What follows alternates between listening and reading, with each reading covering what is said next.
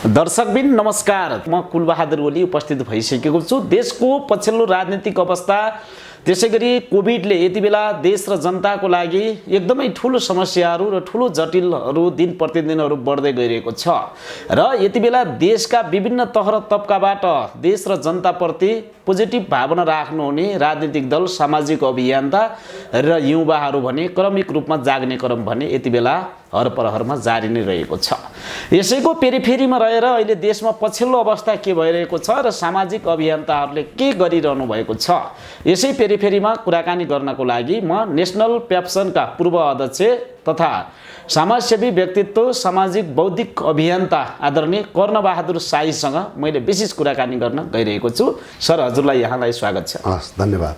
आराम हुनुहुन्छ? ठिक छु। केमा व्यस्त हुनुहुन्छ अहिले त अब यो कोभिडको जुन किसिमको चाहिँ आतंक र मान्छेहरू जसरी अहिले प्रभावित छन् हैन, यो विषयलाई अलिकता भनौँ न जनमानसमा जुन किसिमको प्यानिक छ नि हैन, अब अक्सिजनको नाममा, हस्पिटलको सेवाको नाममा अथवा कोभिड सुन्नासाथ भागाभाग र हजुरको चाहिँ एकदमै मान्छेलाई चाहिँ आतंकित हुने जुन अवस्था छ, यसलाई चिर्नको लागि एउटा चाहिँ हामीले यो निःशुल्क एम्बुलेन्स सेवा भनेर सुरु गरेकोमा अहिले चाहिँ बिस्तारै यसको चाहिँ अलि विस्तारित रूपमा चाहिँ यो चाहिँ के अरे आइसोलेसन सेन्टर र कस्तोसम्म देखियो भन्दाखेरि कोभिड नाम मात्रै भनौँ न, तपाईँ सामान्य अवस्थामा भइरहेको मान्छे तपाईँले स्वाब दिनुभयो अनि तपाईँलाई कोभिड पोजिटिभ छ भन्ने सुन्नासाथ या त बेहोसै भइहाल्ने हैन, अनि पुरै प्यानिक भएर तपाईँको यसरी अक्सिमिटरले हेर्दाखेरि 97-98 अक्सिजनको मात्रा छ, तर मलाई अक्सिजनको सिलिन्डर अगाडि देखिनुपर्ने, आइसियु बुकिङ गर्नुपर्ने हैन, जुन किसिमको एउटा चाहिँ भयावह एउटा चाहिँ मानसिक अवस्था छ, यसलाई गर्नको लागि चाहिँ अब लगभग हामीले त्यो एउटा चाहिँ भनेको बेलामा यो प्री मेडिकेसन भन्छ नि, तपाईँको चाहिँ हस्पिटलभन्दा अगाडि जुन किसिमको एउटा तपाईँको चाहिँ अवस्था के रहेछ भन्दाखेरि नर्मल अवस्थामा पनि 18देखि 20% मान्छेहरू त्यो तरिकाले तपाईको चाहिँ एम्बुलेन्स सेवा नपाइकन भनौँ हामीले आफ्नै किसिमले त्यो ट्याक्सीमा केमा गर्छौँ नि, त्यो गर्दाखेरि पनि तपाईँको चाहिँ त्यो फर्स्ट एड जस्तो हामीले गर्छौँ नि, त्यो चाहिँ तरिका नपुग्दाखेरि पनि मान्छे देहावसान भएको भन्ने अहिले झन् कोभिडकोमा त झन् यो आतंकको कारणले चाहिँ झन् बढी मान्छेहरूमा शहादत प्राप्त गर्ने अथवा सम्बन्धित विज्ञ सम्बन्धित ठाउँमा नपुगेर त्यो चाहिँ के त भन्दा त्यतिकै ज्यान गुमाउने पनि भएको हुनाले एम्बुलेन्स विथ अक्सिजन र के अरे मेडिकल पर्सनल सहितको हामीले चाहिँ गऱ्यौँ र अहिले काठमाडौँ महानगरपालिका नगरपालिकाहरूसँगको कोअर्डिनेसनमा लगभग 12वटा एम्बुलेन्सहरू राउन्ड द क्लक भनौँ न 24 घण्टा सञ्चालनमा गरेका छौँ हामीहरूको कोअर्डिनेसनमा। त्यस्तै गरेर केही आइसोलेसन सेन्टर जहाँ चाहिँ अलिकता काउन्सिलिङको पनि आवश्यकता छ।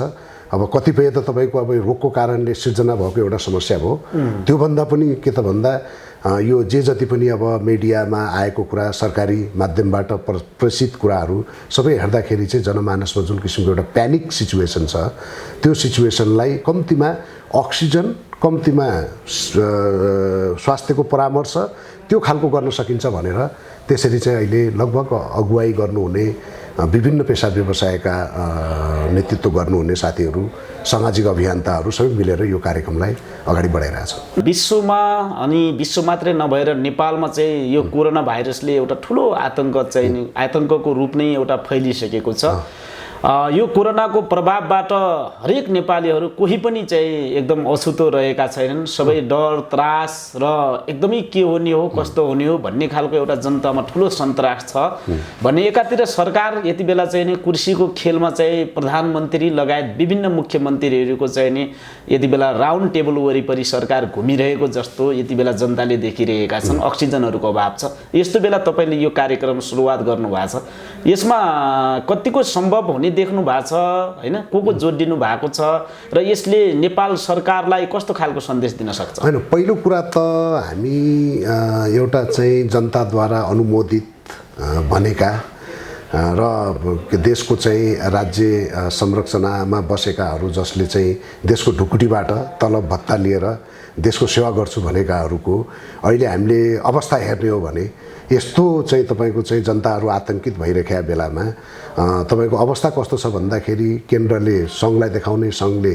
स्थानीयलाई देखाउने अथवा सिसिएमसीले स्थानीयलाई देखाउने, एकले अर्कालाई देखाइकन मसँग अधिकार छैन, हामीले गर्न सकेनौँ अथवा हाम्रो चाहिँ अधिकारभन्दा बाहिरको कुरा हो भनेर पन्छिने होइन र मान्छेहरूलाई चाहिँ भनौँ न अब तपाईँको चाहिँ त्यत्तिकै छोडिदिने जस्तो उदाहरणको लागि इभन तपाईँको अहिले लकडाउन सटडाउन गरिएको छ तपाईँको जघन्य अपराध गरेको मान्छेलाई पनि तपाईँको के अरे कारावास जन्म कैद दिनुभयो अथवा चाहिँ फाँसीको त छैन नेपालमा भने पनि राज्यले खाने बस्ने होइन एउटा सुविधा दिएको हुन्छ। आज चाहिँ तपाईँको चाहिँ कोरोनाको नाममा बन्द त गरियो, बन्द गर्नुको मतलब स्वास्थ्यकै दृष्टिकोणले कम्तीमा हामी सेवा दिन्छौँ होइन र एक किसिमको चाहिँ परेको खण्डमा यसरी बन्द गर्दा स्वास्थ्यका जति पनि मेसिनरी छन् त्यसलाई 100% सञ्चालनमा ल्याउँछन् भनेकोले आज जाबो अक्सिजन नपाइकन अक्सिजनको प्यानिकको कारणले हिजो मात्रै तपाईँको 2टा जिल्लाको आधिकारिक सूचनामा आएको छ, आधिकारिक समाचारमा आएको छ तपाईँको चाहिँ कपिलवस्तु र कुन जिल्लामा तपाईँको चाहिँ अक्सिजनकै कारणले मात्रै यो चाहिँ 17 जना अनि 25 जना कति के अरे बित्नुभयो भनेर सरकारी माध्यमबाटै आएको कुरा हो। भनिसकेपछि यो देशमा यत्रो अक्सिजनको उत्पादन हुन्छ होइन। अब काठमाडौँमै पनि अब 10-12वटा अक्सिजन उत्पादन गर्ने फ्याक्ट्रीहरू सञ्चालनमै छन्। उहाँहरूले 2-3 हजार यो चाहिँ के अरे सिलिन्डर उत्पादन गर्न सक्ने हैसियत मिनिमम राख्नुहुन्छ होइन। अब खपतकै हिसाबले हेर्ने हो भने 14-15 हजार भन्दा बढी देखिन्न। तर चाहिँ के भन्दाखेरि बजारमा त्यत्रो स्क्यासिटी छ, एकदमै इस्ट्याब्लिस हस्पिटलमा पनि अक्सिजन छैन भन्नुभएको छ होइन। तपाईँको चाहिँ सारा मान्छेहरू यो आतंकित छ भनिसकेपछि के भन्दाखेरि यो अधिकार पाएका र म्यान्डेट पाएका र जनताको ढुकुटीबाट त सञ्चालित संरचनाले गर्न नसकेको अवस्थामा हामी निहत्ता भनौँ न, हामी त नागरिकको हैसियतमा हामीसँग अधिकार पनि छैन, हामीले इन्फोर्स गर्ने हामी निकाय पनि होइनौँ होइन। हाम्रो चाहिँ सम्बन्धित हिसाबले हाम्रो सम्बन्धित पनि होइनौँ होइन। केही अब विज्ञ यही क्षेत्रका पनि हुनुहुन्छ हाम्रो अभियानमा, तर पनि अधिकार सम्पन्न त हामी होइनौँ नि। तर हाम्रो इनिसिएटिभमा आज जुन चाहिँ के अरे हस्पिटलै जान पाइन्न कि हस्पिटल जाँदा बाटैमा अक्सिजन नपाएर गइन्छ कि भन्नेलाई यो चाहिँ अक्सिजन सहितको चाहिँ के अरे एम्बुलेन्स दिएर हस्पिटलसम्म लग्ने जुन हामीले गऱ्यौँ नि हाम्रो पहलमा होइन। कतिपय त नगरपालिकामा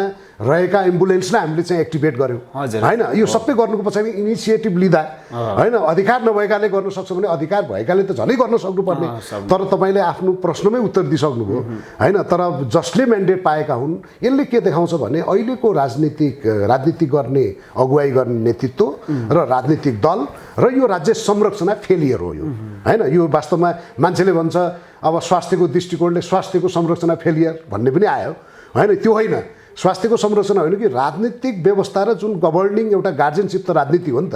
राजनीतिले दिशा दिन नसकेको हुनाले उहाँहरूको एउटा सेल्फ सेन्टर्ड आत्मकेन्द्रित राजनीति र एउटा चाहिँ राजनीति नितान्त के अरे व्यापारिक किसिमको चाहिँ जुन एउटा धन्दा भयो त्यो धन्दाको कारणले गर्दाखेरि सबै क्षेत्रले निकास नपाएको अवस्था हो। र यसले के माग्छ भन्दाखेरि ठिक छ स्वास्थ्यको क्षेत्रमा हामीले सकेको नागरिक तहमा आफ्नो अधिकार नहुँदा पनि यति गर्छौँ भने यो देशभरि सबै नागरिक उठेर आफूलाई पनि बचाउने अरूलाई पनि बचाउने अभियानमा हामी लाग्नुपर्छ। यो एउटा त्यो सन्देश पनि हामी देशभरि दिन चाहेको हो। किन अधिकार नभइकन पनि गर्न सकिन्छ भन्ने कुरा, यही कुरा विभिन्न जिल्लाहरूमा पनि गर्न सकिन्छ। र अर्को कुरा के पनि हो साथसाथै भने एउटा डिस्कोर्स पोलिटिकल डिस्कोर्स के हुन जरुरी छ भने यो कम्प्लिट एउटा फेलियर चाहिँ भइसकेपछि हामीले राजनीतिक रूपमा निकास नदिकन हाम्रो यी स्वास्थ्यका शिक्षाका उद्योगका निकासहरू हुँदैनन्। त्यो भएको हुनाले अहिले जति पनि समाजमा देखेका छौँ फेरि यसको नेतृत्व र नीतिको बारेमा हामीले अहिलेसम्म भनौँ न यो 12 बुँदे सहमतिदेखि आजसम्मको राजनीतिलाई एकदम परनिर्भरता भयो, एकदम आकाशवाणीमा चल्ने खालको चाहिँ के राजनीति व्यवस्था भयो भन्ने आरोप छ र कतिपय सन्दर्भमा त्यो पुष्टि पनि भएको छ। त्यसमा म जान चाहन्न धेरै। र नेपालको सन्दर्भमा नेपालको स्वाधीनतालाई केन्द्रबिन्दुमा राखेर अब जो जति पनि हामी व्यावसायिक हिसाबमा सामाजिक हिसाबमा आखिरी राजनीति पनि त उच्च कोटिको समाजसेवा हो नि त। यो क्षेत्रमा लागेका र एउटा सफलता र एउटा क्रेडिबिलिटी भनौँ न एउटा चाहिँ समाजमा चाहिँ स्थापित जुन नागरिकहरू छौँ हामी र युवा शक्तिहरू छन् सबै जोडिएर एउटा चाहिँ निकास दिनुपर्ने र नेतृत्व लिनुपर्ने आवश्यकता छ। त्यसमा अहिले जुन हाम्रो चाहिँ कोभिडको नाममा जुन फ्री एम्बुलेन्समा जो साथीहरू अहिले जोडिनु भएको छ होइन, यो सँगै जोडिँदै जाँदा अहिले चाहिँ धेरै अभियन्ताहरू धेरै नागरिक उसमा चाहिँ स्थापित साथीहरू जो हुनुहुन्छ उहाँहरूको हाम्रो पहलमा एउटा हामीले चाहिँ यो टोटल अहिले पोलिटिकल जुन किसिमको अकर्मण्यता छ यसको विकल्प यसको चाहिँ के अरे एउटा राजनीतिक हामीले चाहिँ निकास मुलुकको दिने भनेर त्यो खालको हाम्रो डिस्कोर्स पनि अगाडि बढिरहेको छ। अहिले काठमाडौँमा मात्रै यो सेवा दिनुभएको छ कि पुरै देशभरि नै ल्याउने सोचमा हुनुहुन्छ? अहिले अब होइन यो यसमा चाहिँ अब हामी मैले भनिहालेँ त एक त हामीले यसमा के चाहिँ भन्नु हुँदैन भने हाम्रो चाहिँ अधिकार सीमित छ। हामी नागरिकको हैसियतमा हामी अधिकार सम्पन्न होइनौँ, रिसोर्सेस पनि हामीसँग त्यो भएको अवस्था होइन। जसले रिसोर्सेसमाथि कब्जा छ, जसलाई अधिकार दिएको छ संविधानले, कानुनले, उहाँहरूले एक्लै अर्कालाई पन्छाउने र आफ्नो चाहिँ पावरलाई कसरी हामीले चाहिँ केन्द्रित गर्ने र कसरी हुन्छ सम्पत्तिमाथि अथवा राज्यको ढुकुटीमाथि चाहिँ दाँत गाड्ने भन्ने बाहेक हैन जनतालाई परेको पिरमर्कालाई सुन्ने भन्ने कुरा देखिन्न।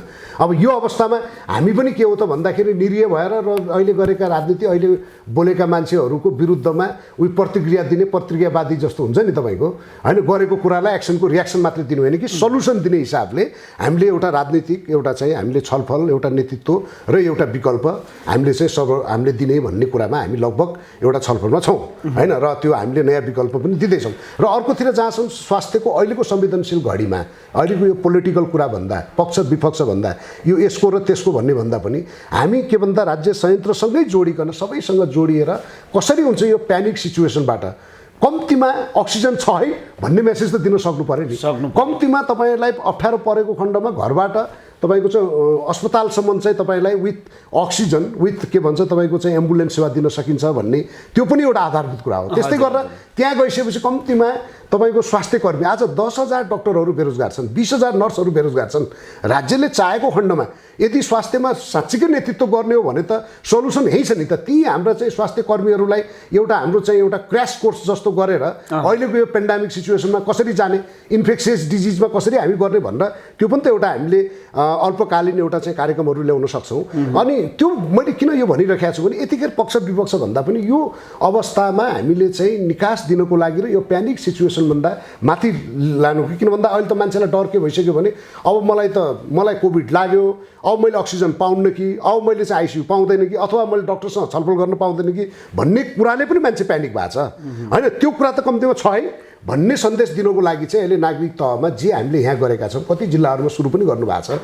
जस्तो उहाँहरूको स्थानीय तहमा जस्तो चितवनमा, सुदूरपश्चिमतिर होइन धेरै जिल्लाहरूमा यो इनिसिएटिभहरू पनि भएको छ। त्यसरी नै अब हाम्रो अब राजनीतिक हिसाबले भोलि एउटा शक्तिको रूपमा स्थापित नयाँ राजनीतिक डिस्कोर्सको कुरा गरे हुनाले डेफिनेटली हाम्रा अभियन्ताहरूको पनि त राष्ट्रव्यापी नेटवर्क छ र उहाँहरूले पनि गर्दै हुनुहुन्छ भनिसकेपछि यो राज्यको अकर्मण्यताको विरुद्धमा हामीले चाहिँ उहाँले गरेको विरुद्धमा गाली गलौज होइन कि गरेको कुरामा नियतता, अधिकार नभएका र स्रोत नभएकाहरूले पनि यतिको गर्न सक्छन् भन्ने एउटा उदाहरण हो। र नेपालमा अझै पनि सम्भावना छ, हामी धेरै राम्रो गर्न सक्छौँ भन्ने सन्देश पनि हो कि।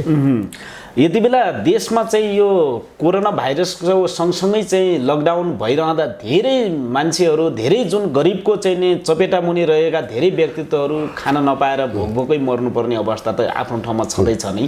त्यसमाथि हजुरले कुरा गरिहाल्नुभयो अक्सिजनको। र यति बेला राजनीतिक परिवेशले पनि एउटा छुट्टै खालको राजनीतिक रोग पनि यति बेला प्लस भएको छ र धेरै नेताहरू राजनीतिकै पेरिफेरीमा घुमिरहनु भएको छ। मैले अगाडि पनि जानकारी गराएँ। यस्तो अवस्थामा नयाँ शक्ति अथवा नयाँ युवाहरू चाहिँ नि एकजुट भएर त्यसको विकल्पमा अब हामीले केही न केही गर्नुपर्छ जनताको लागि भन्ने खालको यहाँले चाहिँ आशय गर्नुभयो। यो सम्भव हो छ त अहिले? होइन, यसको सम्भव पनि छ र वास्तवमा यो प्राकृतिक नियम पनि हो। किन भन्दाखेरि यसको अलिकति प्रश्न पार्नु जस्तो अहिले हामीले यसरी हेरौँ न यसलाई, जस्तो अब विश्व परिवेशमै हेर्दाखेरि पनि अहिले कोरोनाको नाममा जे जति पनि तपाईँको चाहिँ बर्मलुट भएको छ होइन। कोरोना एउटा चाहिँ इन्फेक्सियस डिजिज हो होइन। यो रोगको बारेमा सचेतना गर्ने, यो रोगलाई हामीले चाहिँ किन भन्दा अब यो सेकेन्ड भेरिएन्ट आउँदा पहिलो भेरिएन्टमा त हामीले कोरोनाको बारेमा यो चाहिँ के अरे महामारी होइन, यो महाआतङ्क, राज्य आतङ्क हो भनेर एडभोकेसी नै गरेको हो, अभियानै चलाएको हो।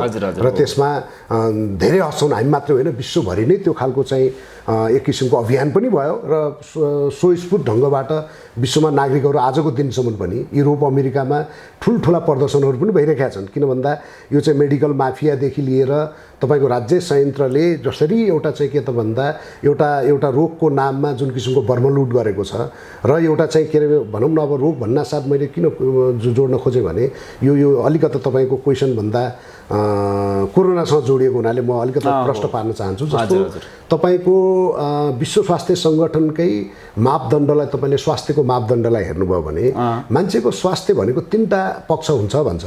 एउटा चाहिँ मानसिक होइन, अर्को चाहिँ तपाईँको शारीरिक र त्यो अर्को चाहिँ तपाईँको के भन्छ सोसियल सामाजिक हैन यो अथवा हामी चाहिँ स्पिरिचुअल पनि भन्न सक्छौँ। यो तीनटा पक्ष जोडियो भने तपाईँको कम्प्लिट एउटा स्वास्थ्यको व्याख्या हुन्छ। आज एउटा फिजिकल कुरालाई मात्रै लिएर भौतिक कुरालाई मात्रै लिएर जस्तो तपाईँलाई भनौँ न एसएमएस भन्छौँ हामीले सेनिटाइजर मास्क सोसियल डिस्टेन्सिङ त्यस्तै गरेर तपाईँको चाहिँ के भन्दा लकडाउन सटडाउन हैन अथवा आइसोलेसन अथवा जे भनिरहेछौँ नि हामीले यी सबै भनेको फिजिकल कुराहरू भए।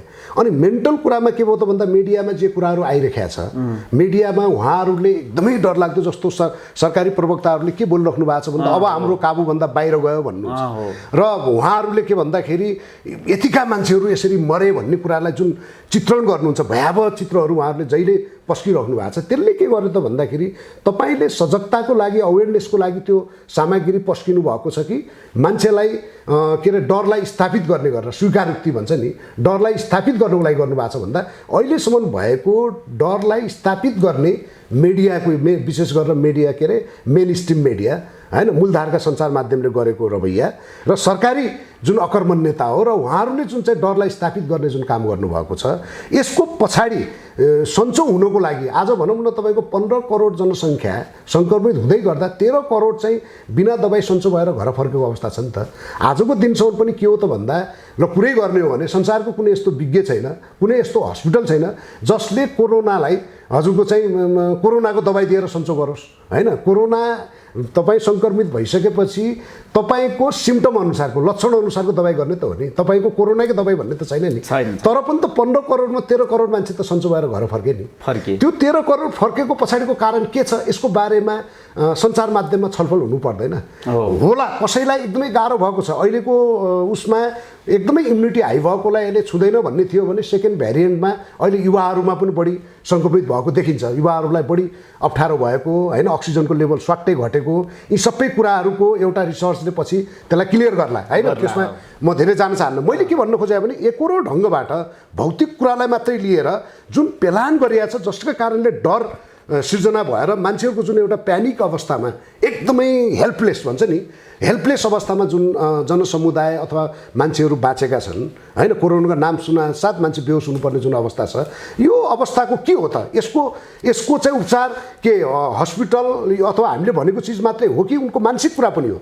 मानसिक कुरालाई गर्नको लागि चाहिँ मानसिक भन्नासाथ मनोबलको कुरा भयो मनोबल भन्नासाथ इम्युनिटीको कुरा भयो। आज 13 करोड सन्चो भएको भनेको इम्युनिटीको कारणले हो। सबैभन्दा ठुलो हस्पिटल त तपाईँको त शरीर रहेछ त हैन। हाम्रो नेपाली कन्टेक्स्टमा त झन् हाम्रो भान्साघर रहेछ जहाँ हामी खाना खान्छौँ आहारका कारणले हाम्रो चाहिँ इम्युनिटी बन्छ हैन। हाम्रो त्यो के अरे खाना नै दबाई हो भन्छौँ नि त हामीले भनिसकेपछि त अनि तपाईँको चाहिँ त्यो मेन्टल कुरालाई छोडेर सोसियल तपाईँले भन्नुभयो पेसा व्यवसाय चौपट भएको छ। तपाईँको कोरोनाले मरेको भन्दा तपाईँको आफ्नो पेसा व्यवसाय चलाउन नपाएर यो अघिल्लो कोरोनाको पिरियडमा तपाईँको चाहिँ के अरे सुसाइड गर्न मर्नेको सङ्ख्या बढी भनिसकेपछि त कुरा के हो भन्दाखेरि यो समग्रमा सोसियल पक्ष उसको प्रोफेसनल पक्ष उसको चाहिँ के भन्छ मानसिक पक्षलाई पनि ध्यान दिएर गरिनु पर्नेमा हैन। नेपाल एउटा सोभरिन राष्ट्र भइकन अर्काले आकाशवाणी गरे त्यही कुरा हामीले अक्षर मान्नुपर्छ भनेर डर र त्रास मात्रै यो चाहिँ जुन नियोजित तरिकाले जुन गरिएको छ त्यसको कारणले पनि तपाईँको आधा अवधि समस्या त्यो छ।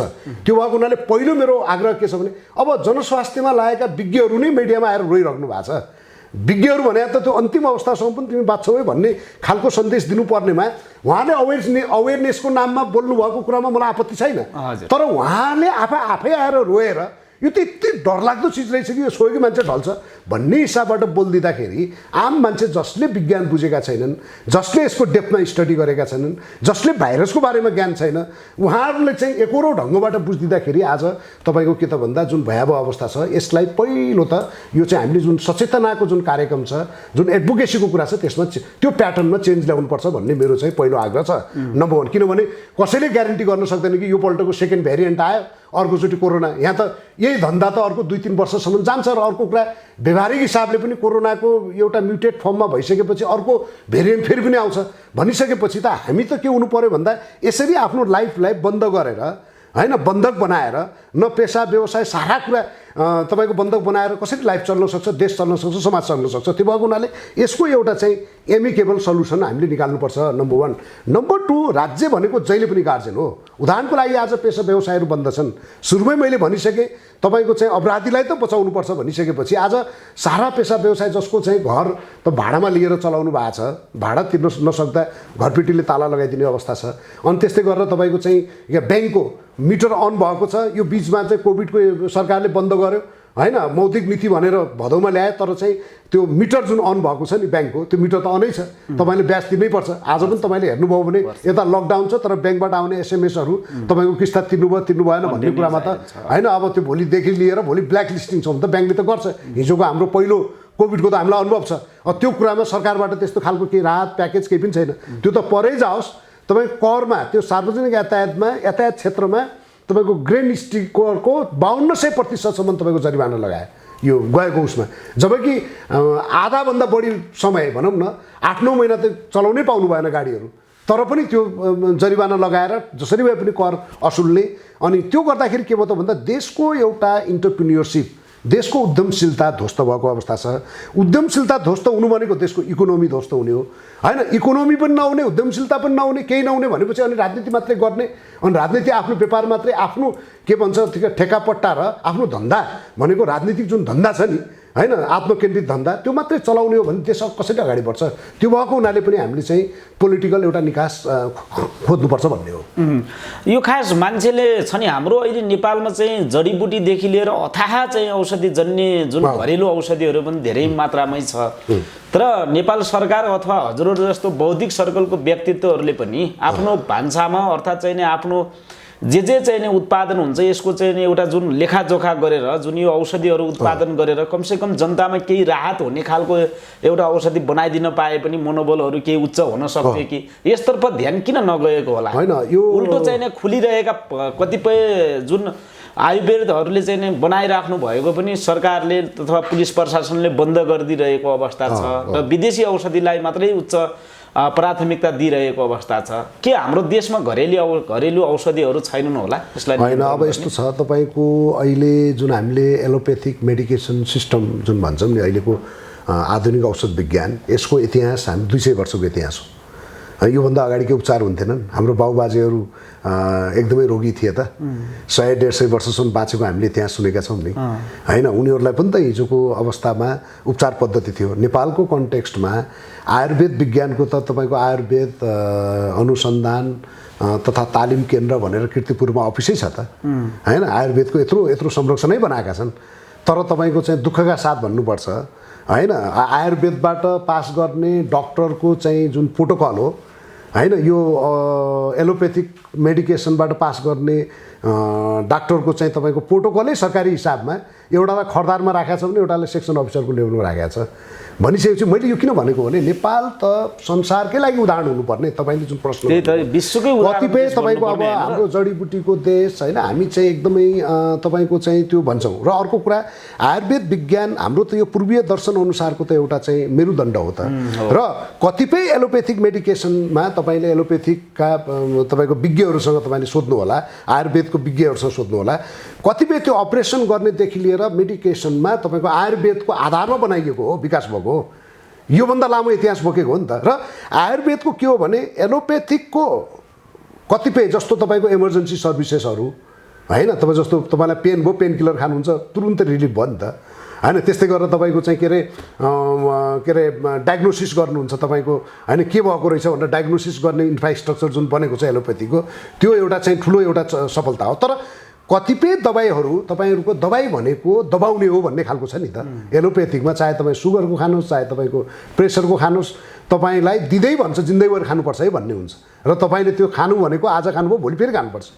र आयुर्वेदिकको जडीबुटीहरू कतिपय जडीबुटीहरू तपाईँले राम्रोसँग त्यसलाई अवलम्बन गर्नुभयो र तपाईँले अघि आहार विहार भन्नुभयो नि, हाम्रो पूर्वीय दर्शन अनुसार त आहार विहार विचार भन्छ हैन। तपाईँको खानपिन अनुसार नै तपाईँको चाहिँ विचार बन्ने हो भन्ने छ। त्यो हिसाबले हेर्ने हो भने त यदि खानामा तपाईँले तालमेल मिलाउनु भयो, जडीबुटीहरू हाम्रो चाहिँ उमा मिलाउनु भयो भने त्यो कन्ट्रोल गर्ने होइन कि तपाईँको क्योर हुने पद्धतिहरू छन् नि त हैन। क्योर हुने पद्धति छन् भएका हुन्, हिजो बाबुआजीले गरेका हुन्। तर अहिले यो कोरोनाको कुरा आउँदाखेरि झनै यसलाई सक्रिय बनाउनु पर्ने होइन।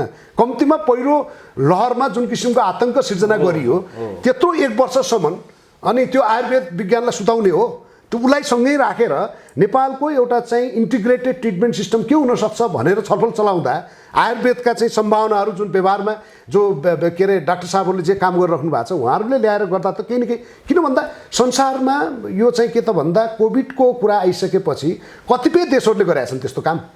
अरू त परै जाओस्, तपाईँ सानो एउटा देश तपाईँको मडगस्कर भन्ने अफ्रिकन कन्ट्री, उसले दबाई निकालेर आफ्नो देश, अहिले अफ्रिकामा तपाईँको त्यो कोभिडको त्यस्तो आतङ्क छैन भनिसकेपछि त तपाईँले जुन कुरामा तपाईँको पहिचान छ, जब हामीले पूर्वीय दर्शन भन्छौँ त्यसको त जननी त नेपाल हो नि त। अनि नेपालमा यस्तो सम्भावना भएको हिमालदेखि तराईसम्म जुन किसिमको तपाईँ जडीबुटीहरूदेखि लिएर सारा कुराहरूको एउटा चाहिँ स्रोत भएको ठाउँमा र यो विज्ञता हासिल गरेर अहिले त धेरै आयुर्वेदका डक्टरहरू पनि छन्, संस्था नै छ केन्द्रीय स्तरमा भनिसकेपछि त कम्तीमा स्वास्थ्य मन्त्रालयले दबाई भनेकै इन्जेक्सन हो, ट्याब्लेट हो र क्याप्सुल हो भन्ने हिसाबमा भयो नि।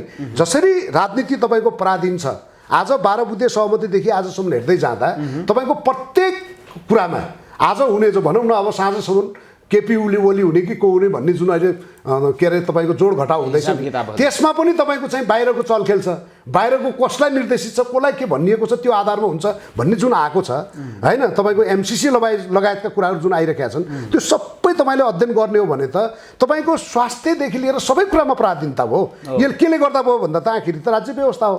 राज्य व्यवस्था पराधीन भइसकेपछि अनि तपाईँको स्वास्थ्य भने पनि के भयो भन्दाखेरि यो अहिले चाहिँ आधुनिक औषध विज्ञानको नाममा एलोपेथीकै संसार हो।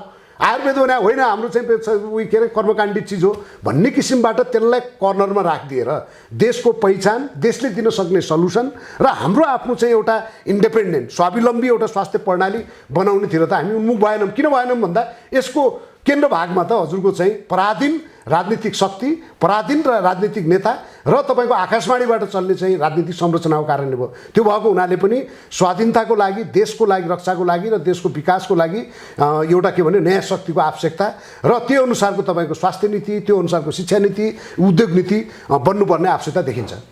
नयाँ शक्तिको आवश्यकता यहाँले भन्नुभयो, फेरि पहिलेकै राजनीतिक संरचनामा पदकै लागि, कुर्सीकै लागि चाहिँ नि भन्नुभएको हो कि होइन? यो त कम्प्लिटली तपाईँको अहिलेसम्म भएको स्कुलिङ भन्दा बाहिर जानु पर्यो। जसरी अहिले राजनीति अलिकति व्याख्या गरिदिउँ न। होइन, जस्तो अहिले भनौँ न तपाईँको मूलधारमा भएका 4वटा शक्ति हामीले यसरी हेर्दाखेरि बुझिन्छ। जस्तो एउटा कम्युनिस्ट भयो, अर्को कङ्ग्रेस भयो, अर्को राप्रपा लगायत होइन, जसले आफूलाई अब राजाको पनि कुरा गर्छ, धर्मको कुरा गर्छ, त्यस्तै गरेर अर्को चाहिँ मधेस होइन।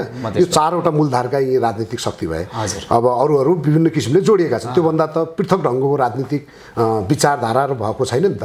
यो अलिक पृथक ढङ्गको म कुरा गरिरहेको छु कि यो 4वटाले जे अँगालेका छन् नि त्यो आयातित विचारलाई, आयातित भनाइलाई उचालेका छन्। जस्तो उदाहरणको लागि संसारमा अब राजतन्त्र नै यो देशको बाधक हो भनियो नि त, जनतालाई पढाइयो नि। तर राजतन्त्र, सक्रिय राजतन्त्र भइकन पनि देशलाई अगाडि बढाएको राम्रो गरेको देशहरू त रहेछन् त, लोकतन्त्र भएको देश रहेछन्। तपाईँको दुबईमा जानुहोस्, युएई होइन, कतारमा जानुहोस्। अहिले यो कोरोनाको कारणले असर गर्दा तपाईँको के अरे वर्ल्ड के अरे कप होइन फुटबलको चाहिँ आयोजना गर्ने हैसियतमा गर्दैछ भनिसकेपछि तपाईँको सङ्घीयता जुन भनिरहेको छौँ हामीले, सङ्घीय शासन होइन, अमेरिका लगायत पनि इन्डियाको लार्जेस्ट डेमोक्रेसी त्यसले थेकेको छ होइन। अब एकात्मक शैलीको चाहिँ राजनीतिक व्यवस्था कामै नलाग्ने व्यवस्था हो भनेर हामीलाई पढाइयो नि त। त्यही पर चाइना होइन, जसले चाहिँ अहिले संसारको चाहिँ पावर भएर आएको छ। इकोनोमिक मात्रै होइन, उनीहरूको सबै कुरामा, जसरी अब कोभिडकै कुरामा, कोभिड भनेको कर नै छैन अहिले चाइनामा भनिसकेपछि त यस्तो आक्रान्त भएको बेला चाइनाले आफूलाई अर्कै ढङ्गले एउटा पहिचान दिएको छ।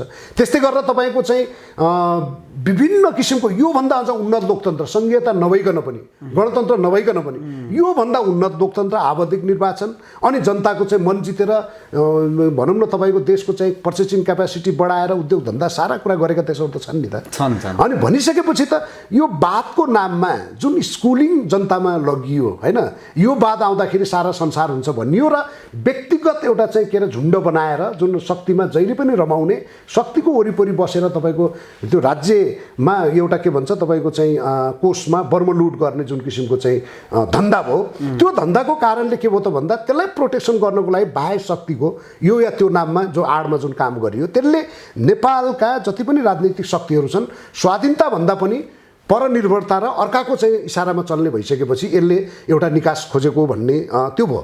र अर्को हिसाबमा हेर्दाखेरि विकासकोमा जानको लागि किन यो अहिलेको फेज आउट भयो भन्दा आज भन्नुहोस् न, तपाईँको मिनिमम 83% देशको टोटल बजेटको 83% तपाईँ केमा खर्च गर्नुहुन्छ भन्दा साधारण खर्चमा जान्छ डे टु डे। अनि तपाईँको 17% 15% बजेटले अनि तपाईँको चाहिँ यो के अरे पञ्चायत कालमा पनि 30-40% तपाईँको चाहिँ विकास खर्चको बजेट बन्थ्यो भने अब अहिले त्यो त अर्कै के अरे प्लानेटको जस्तो भइसक्यो यो सङ्घीय शासन आइसकेपछि होइन। अब यसको कारण के हो त भन्दा नेपालको कन्टेक्स्टमा कस्तो पोलिटिकल व्यवस्था हुनुपर्ने र एउटा चाहिँ के भन्छ त्यसको मेरुदण्डको रूपमा स्वाधीनता एउटा गाइडिङ प्रिन्सिपल भयो।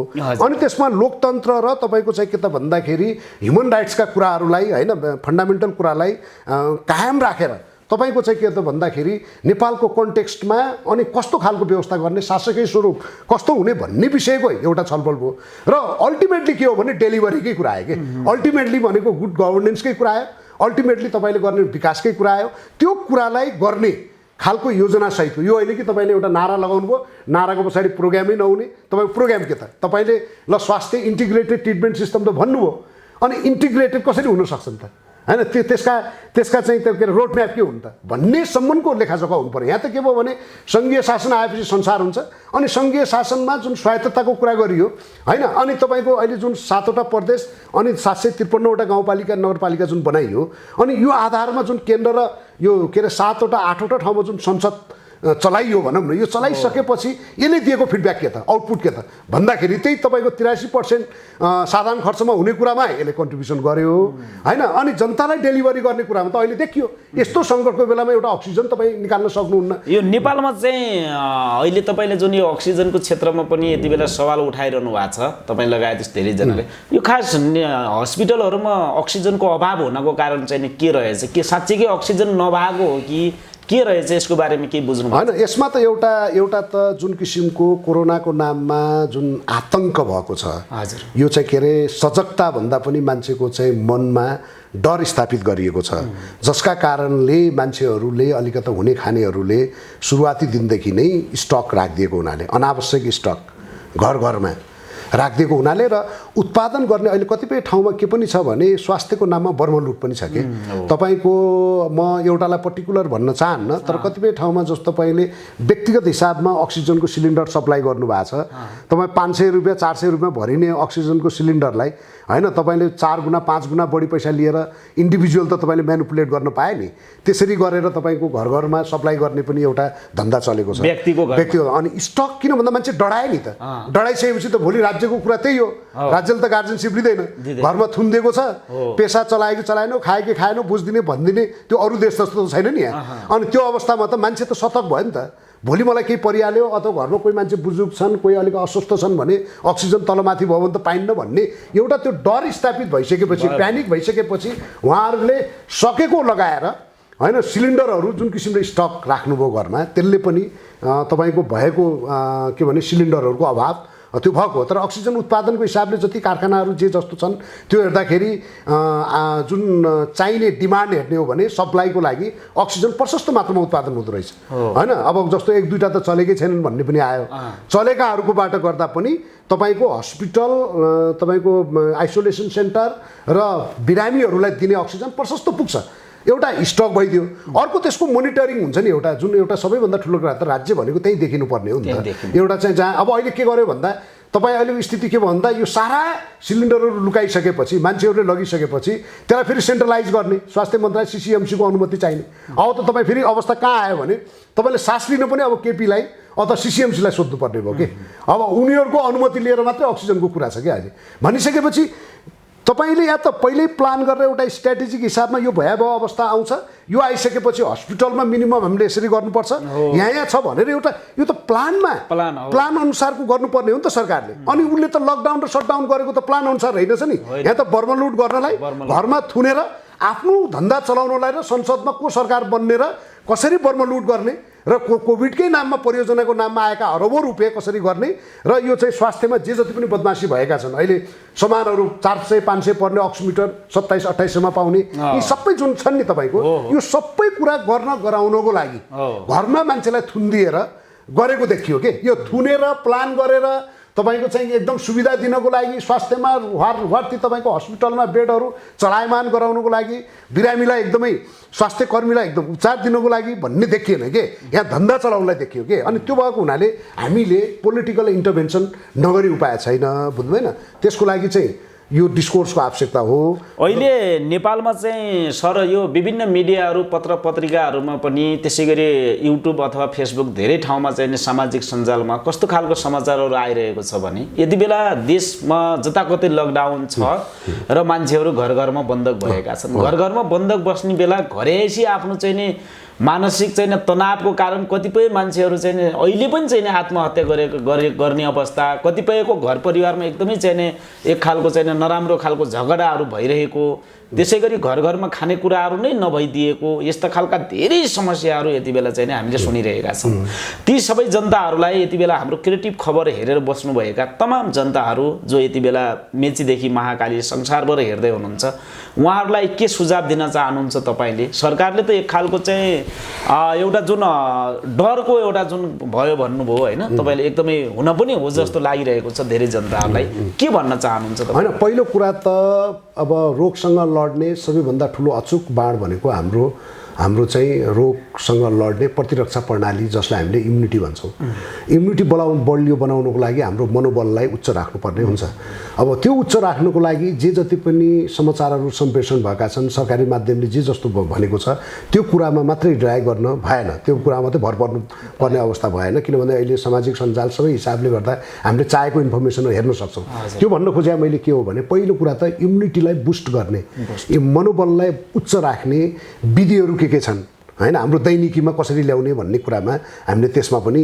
हामीले चाहिँ एउटा अध्ययन अनि सेयरिङहरू त्यो गर्नु पर्यो सकारात्मक सोच हामीले राख्नु पर्यो दोस्रो कुरा तपाईको के हुनु पर्यो भने यो एउटा इन्फेक्सियस डिजिजको रूपमा जुन अहिले कोरोना भन्ने आयो कोरोना त यो पहिलोचोटि होइन नि त इन्फेक्सियस डिजिज यहाँ त धेरै छन् त यस्तो सङ्क्रमण हुने रोगहरू जस्तो नेपालको कन्टेक्स्टमा आज पनि ट्युबरक्लोसिसबाट हैन जुन यो के अरे क्षयरोग भन्छन् नि क्षयरोगबाट दैनिक 40 जना मान्छेहरू मर्दा रहेछन् दैनिक 600 मान्छे त ओभरअल डेथ हाम्रो नेपालको हो हैन भनिसकेपछि त 40 जना त्यो मरिरहेका बारेमा त हामीले चर्चा गरेका छैनौँ त्यसको चाहिँ मृत्युदर त्यसको मृत्युदर त्यसको चाहिँ सङ्क्रमण दरको बारेमा त त्यो रिसर्च भएर तपाईको चाहिँ हैन एथेन्टिक संस्थाहरूले निकालेका छन् नि त त्यस्ता कुरालाई पनि तुलनात्मक ढङ्गले कोभिडको फेटालिटी रेट के रहेछ यसको चाहिँ मृत्युदर यसको चाहिँ इन्फेक्सियस के रहेछ र अरूको के रहेछन् योभन्दा पनि डरलाग्दा तपाईँको भाइरसहरू त रहेछन् नि त हाम्रो मानव जीवन रहेसम्म हैन हिजो उत्पत्ति हुनेदेखि लिएर आजसम्म भाइरसभन्दा त टाढा हुन सक्दैनछौँ हामी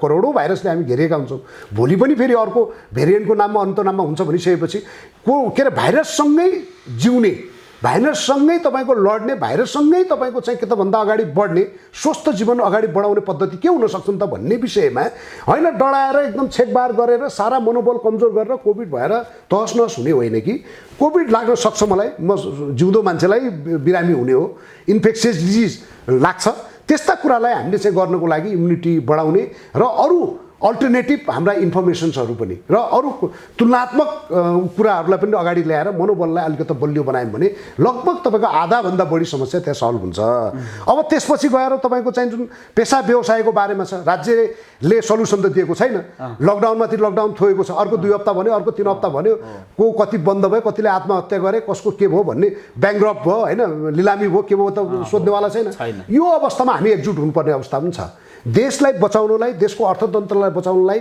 उद्यमशीलतालाई बचाउनलाई हामी एकजुट भएर यो चाहिँ बिना रोड म्याप बिना तपाईँको कार्यक्रम हैन हाफाजार्डली जुन किसिमको लकडाउन इम्पोज गरिएको छ स्वास्थ्यभन्दा पनि झन् टेरर गर्ने किसिमले अक्सिजनको हाकार मचाउने किसिमले जुन भएको छ यसको विरुद्धमा हामीले के त भन्दाखेरि अगाडि आउने र यसको विकल्पमा होइन यो राज्य व्यवस्थाको विकल्पमा हामी अगाडि आउनुको विकल्प छैन जस्तो मलाई यो देश र जनताको लागि यति बेला सकारात्मक सोचका साथ एउटा नयाँ चाहिँ शक्ति अथवा नयाँ विकल्प चाहिँ आउनुपर्छ भनेर जो तपाईँहरू लागिरहनु भएको छ यो देशमा कहिलेसम्म चाहिँ स्थापित गर्न सकिएला? होइन, अब हामीसँग समय छैन। किन भन्दा समय भनेको कुरा फेरि यो के बुझ्न जरुरी छ भने यो चाहिँ हामीले अभियान भन्ने कुरा, यस्तो परिवर्तनको कुरा हामीले गर्ने हो, हाम्रा छोरा नातिले गर्छन्, यो त ठुलो कुरा हो भन्ने होइन।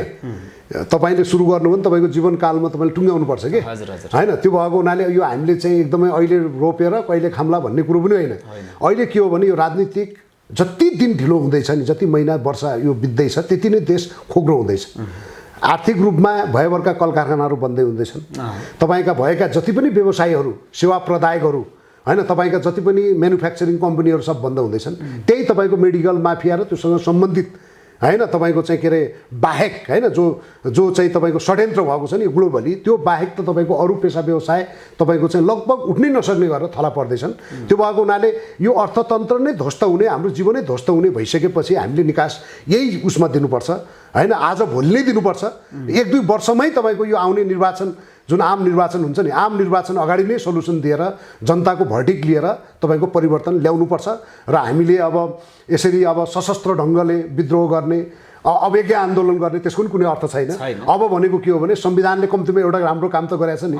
संविधानमा तपाईँ टेकेर होइन, तपाईँले आवश्यक तपाईँको बहुमत, आवश्यक तपाईँको के अरे शक्ति तपाईँले त्यहाँ आर्जन गर्नुभयो भने संविधानको तपाईँको फन्डामेन्टल सारा कुरा तपाईँ परिवर्तन गर्न सक्ने र देशको अनुसारको संविधान बनाएर अगाडि बढ्न सक्ने भएको हुनाले, हामीसँग त्यो कानुनै जीवित भएको हुनाले कानुनी आधारमा त्यसैमा टेकेर आउने निर्वाचनमै तपाईँले चाहिँ सल्युसन दिने गरेर अगाडि बढ्नुपर्छ।